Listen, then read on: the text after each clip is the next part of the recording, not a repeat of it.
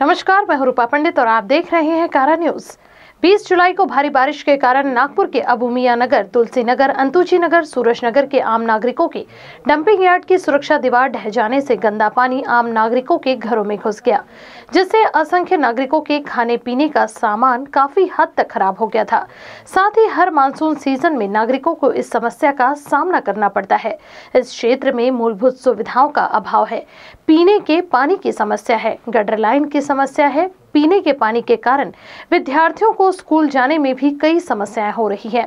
दरअसल इस क्षेत्र की बहुत सी समस्याओं का सामना नागरिकों को करना पड़ रहा है, जिसे देखते हुए इसका शीघ्र समाधान निकालना जरूरी है, अन्यथा तीव्र आंदोलन का इशारा पूर्व विधानसभा क्षेत्र की समाज सेविका संगीता तलमले इन्होंने दिया है। नमस्कार, मी संगीता तलमले।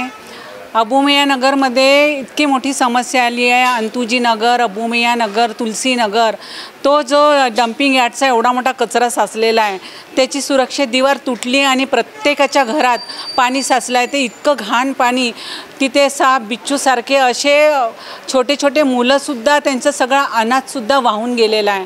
तर ही दशा खूप मोठी संकट त्यांच्यावर येऊन पडलेलं आहे। कोणी आयुक्त त्यांच्याकडे लक्ष नाही देत आहे, नाही नगरसेवक देत आहे, नाही आमदारसुद्धा लक्ष नाही देत आहे त्यांच्याकडे। आणि त्यांची एवढी मोठी समस्या, ते रडत आहे रात्रंदिवस। त्यांचे मुलं ते घेऊन कसे सांभाळत आहे, कशी घेऊन पडतात, सगळं अनाजसुद्धा त्यांचा वाहत गेलेला आहे। तर ही खूप मोठी समस्या आहे। पण आताही सुद्धा कंटिन्यू पाऊस सुरू आहे, तो कंटिन्यू आताही त्यांनी काही सुरक्षा आणि काही ॲक्शन घेतलेलं नाही आहे। हालाकी त्यांची सरकार असून, त्यांचे विधायक इथले असून, त्यांचे आमदार खासदार इथले असून सुद्धा त्यांच्याकडे दुर्लक्ष करत आहे आणि हे प्रशासनानं लक्ष दिलं पाहिजे। खूप दुर्दैवाची गोष्ट आहे। वोट मागासाठी तुम्ही जाता तर त्यांच्यावर जे संकट आहे ते त्याच्यासाठी बी तुम्ही धावले पाहिजे। तर माझं एवढंच म्हणणं आहे की त्यांना सपोर्ट द्या आणि जेही त्यांचे प्रॉब्लेम आहे ते दूर करायचा प्रयत्न करा। आयुक्ताला आम्ही निवेदन दिलं, आयुक्तांनी ते स्वीकारलं आहे। ते म्हणे की आम्ही पुढचं हे करून त्यांचं दिवाल चढवायचा कोशिश करून आणि जे प्रोसिजर त्यांचे हात बांधलेले आहे ना, त्यांना ऑर्डर मिळेल तर ते करेल। ते कसं करणार आहे? त्यांना जे ऑर्डर मिळेल, सरकार ऑर्डर देईन तर ते करेल, असं आहे ना। पण बाकीचे त्यांची जे समस्या आहे ते कुठं हल होत आहे? ते आमदार खासदार कुठे दिले? जे आज सरकार आहे त्यांचीवाली, ते तर काही ॲक्शन नाही घेत आहे, ते तर झोपले आहे डोळ्यावर पट्टी बांधून। तर माझं एवढंच निवेदन आहे का सगळे हे जास्तीत जास्त त्यांची मदत करावं सरकारने, हेच माझं निवेदन आहे सरकारपर्यंत। धन्यवाद। समजा जर तुमच्या मागण्या मान्य नाही झाल्या तर तुमचं पुढचं पाऊल काय राहील? आम्ही आयुक्ताजवळ तर निवेदन दिलं आहे। जर यांनी काहीच आमच्यासाठी सुरक्षा केली नाही तर आम्ही तीव्र आंदोलन करू आणि आम्ही तो आमचा हक्क आहे जे आम्ही ते मिळवून घेऊन तिथनं, आणि हे झोपलेली सरकार आहे जागरण करण्याचा प्रयत्न करू। धन्यवाद।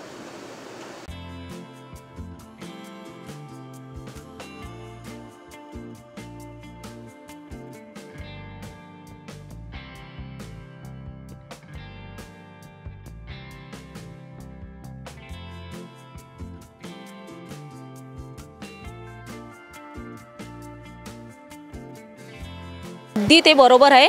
खूप वर्षापासून आम्ही तुळशीनगर जे भांडेवाडी डंपिंग यार्डचा जो एरिया आहे तिथे राहत आहे आणि ह्या पावसामुळे अशी मुसीबत आलेली आहे की 3 दिवसापासून सतत तिथे पाऊस सुरू आहे आणि जी कचरापट्टी जी बसलेली आहे तिथला जो कचरा आहे तो पूर्ण तिथे सांडलेला आहे आणि खूप मोठी पहाडी बनवलेली आहे आणि ते पावसामुळे ते पाणी पूर्ण घरामध्ये घुसलेलं आहे आणि जे लोक आहेत तिथे गरीब परिवार जे तिथे बसलेले आहे आता सध्याच्या कंडिशनमध्ये आज इथे उपस्थित आहे ते लोक, त्यांची अशी मजबुरी आहे की त्या पावसामुळे त्यांचं खाण्याचं जे अनाज वगैरे ते वाहून गेलेलं आहे। पण मॅडम जसं सांगितलं आहे की अजूनपर्यंत एक नगरसेवक नाही आणि एक आमदार नाही, कोणी पण म्हणतात की नाही आमचं इथे आमच्याकडे हा एरिया नाही, आम्ही काही करू शकत नाही आणि कोणीही पण मदतीचा हात अजूनपर्यंत समोर केलेला नाही आहे आणि त्या वस्तीमध्ये कोणीच अजूनपर्यंत सेवा दिलेली नाही तिथे। तर अशी कठीण परिस्थिती तिथल्या लोकांवर आलेली आहे आणि ते मजबुरीने लोक आज इथे आयुक्तापर्यंत आलेले आणि त्या सरांनी अजून फक्त त्यांनी आमचं निवेदन स्वीकार केलेलं आहे, पण अजून जे काही मदत आहे ते अजूनपर्यंत स्वीकार नाही झालेली आहे। तरी पण मला हे म्हणायचं आहे फक्त की बघा ज्या वस्तीमध्ये जी लोक बसलेले खूप कठीण परिस्थितीमध्ये बसले आणि खूप गरीब लोक आहेत तिथे, तर यांची जी मजबुरी आहे तिथे बसण्याची तर चुकीची आहे का? मग सरकार काय करतात? होटिंग घ्यायला कसे येतात तिथे, तेव्हा कसे हात जोडत येतात? मग आता कुठे गेलेले आहे नगरसेवक? 4 नगरसेवक त्या भागामध्ये आहे, आमदार तिथे आहे। याआधी आम्ही चकोले सर, मेश्राम सर सगळ्या नगरसेवकाकडे गेलेल्या. त्यांनी म्हटलं की आमच्याकडे हा एरिया नाही, आम्ही काहीच करू नाही शकत, इनलिगल वस्ती आहे. मानते की तिथे इनलिगल आहे, मग तुमचे होटिंग कुठे जातात मग त्या वस्तीमधले? मग तेव्हा कशी येतात तुम्ही लोक तिथे? आमदार तिथे हात जोडत येत होते जेव्हा कुठे काही झालं. एक रोड कसा केला मग तुम्ही तिथे राहण्याची? काय म्हटलं? कलेक्टर पर्यंत अजूनपर्यंत आम्ही गेलेलो नाही, पण आमदारपर्यंत आम्ही गेलेलो आहे. तिथे आमदारला पण मोर्चा घेऊन गेलो होतो, पण त्यांनी खोपडेने आता सर जे खोपडे सर मानते मी त्यांना चुकीचं नाही म्हणत, पण त्यांनी म्हटलं की हा एरिया माझ्याकडे नाही आणि मी काहीच नाही करू शकत, मी स्वतःकडनं मी तो एक रोड बनवून दिलेला आहे, याच्यानंतर मी काहीच करणार नाही म्हणून त्यांनी पण म्हटलं. त्याच्यानंतर समुदायातले जे नागरिक आहे, अशिक्षित लोक आहे बिचारे, ते कुठेच जाऊ शकत नाही, त्यांना कळत नाही, म्हणून त्याच गंदगीमध्ये आतापर्यंत बसलेले आणि त्याच परिस्थितीमध्ये जगून राहिले. छोटे छोटे मुलं, एका घरी 3-3 मुलं आहे, लहान लहान मुलं आहे आणि त्या पाण्यामध्ये आता राहून राहिलेले आणि त्या कठीण परिस्थितीमध्ये आपला वेळ काढून राहिले. त्या दिवशी त्यांना खायला अन्न नव्हतं. ते मुलं असे रोडवर बसून होते, बसायला जागा नव्हती. आज संगीता मॅडम तिथे येऊन 200 लोकांचं जेवण त्यांनी वाटप केलं. बघा, ते एक समाज कार्यकर्ता आहे, तरी पण त्यांनी मदतीचा हात समोर करून ह्या लोकांना मदत केली आणि आज इथपर्यंत त्या लोकांना घेऊन आलेलं आहे. माझं एकच निवेदन आहे. माझं नाव शारदा भलवी आणि मी एक सामाजिक कार्यकर्ताच आहे, छोटीशी. ठीक आहे, तर माझी एक विनंती आहे सगळ्यांना, तुम्ही ही न्यूज सगळ्यापर्यंत पोहोचवा आणि ह्या लोकांना मदत द्या. छोटे छोटे मुलं त्या वस्तीमध्ये आहे, तिथे खूप काही भीती आहे. साप घरामध्ये येऊन राहिले आणि पाणी घरात भरलेलं आहे, अनाज पूर्ण गेलेलं आहे, तर त्या लोकांना थोडीशी मदत करायला पाहिजे. ही न्यूज तुम्ही लोकांपर्यंत पोहोचवा आणि थोडासा मदतीचा हात त्यांच्यापर्यंत पोहोचण्याची प्रयत्न करा, हीच माझी विनंती आहे. थँक्यू.